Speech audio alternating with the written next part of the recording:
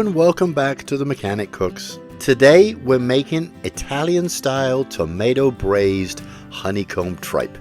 It's one of those ingredients that people are curious about, but often hesitate to cook at home. The truth is, once it's handled properly, tripe becomes tender, mild, and surprisingly comforting. The first step with tripe is pre-cooking it. Cut the tripe into short strips. It's easier to slice while it's still firm, and the smaller pieces cook more evenly during the tenderizing step. Even though honeycomb tripe is already cleaned when you buy it, it benefits from a short pre-boil. I bring it to a boil in plain water for about 10 minutes. This step isn't really about cooking it through. It's about tightening the surface proteins and removing any lingering aroma. After that, rinse it well and drain it. Now the tripe goes into the Instapot with a coarsely chopped onion, a few crushed garlic cloves, a bay leaf, some salt, and whole peppercorns. This is the stage where the tripe really cooks. The pressure and heat soften the collagen while the aromatics build a flavorful cooking liquid. Cook for 35 minutes and then let the pressure naturally release. When it's done, the tripe will be quite tender. Remove it from the pot and reserve the cooking liquid, because that broth is full of flavor and gelatin and is going to help build the sauce. In a pan, heat a couple of tablespoons of olive oil and add a finely diced onion, celery, and carrot, along with a pinch of salt. Cook this slowly over medium-low heat until the vegetables soften and release their moisture. This mixture is called soffritto. It's similar to the French mirepoix. Both use onion, carrot, and celery, but the purpose is a little different. Mirepoix is often used to support stocks or roasts, staying mostly in the background.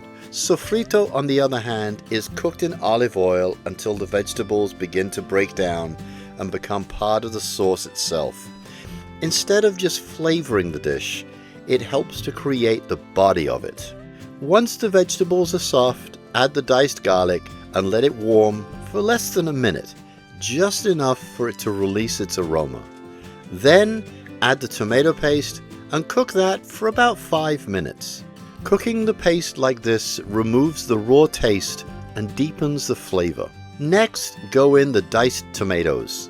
Let them simmer until they soften and start to break down into a jammy sauce. As they cook, they release quite a bit of liquid. That's part of the process.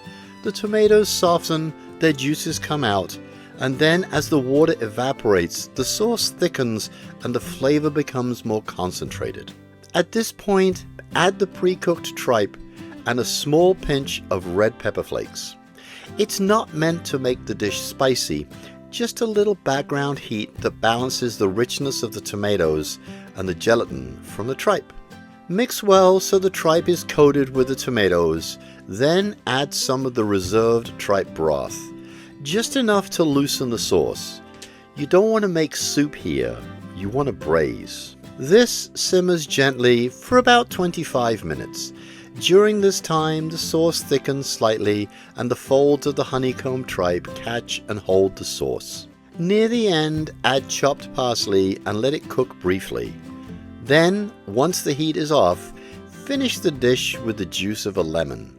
That little bit of acidity brightens everything and balances the richness. Serve this in a bowl with some crusty bread. The bread is perfect for soaking up the tomato sauce, which by now is full of flavor from the broth and the vegetables. If you've been curious about tripe but weren't sure where to start, this is a great introduction. Cooked this way, it's tender, mild, and much more like a comforting stew than anything unusual. Thanks for cooking along with me, and enjoy dinner.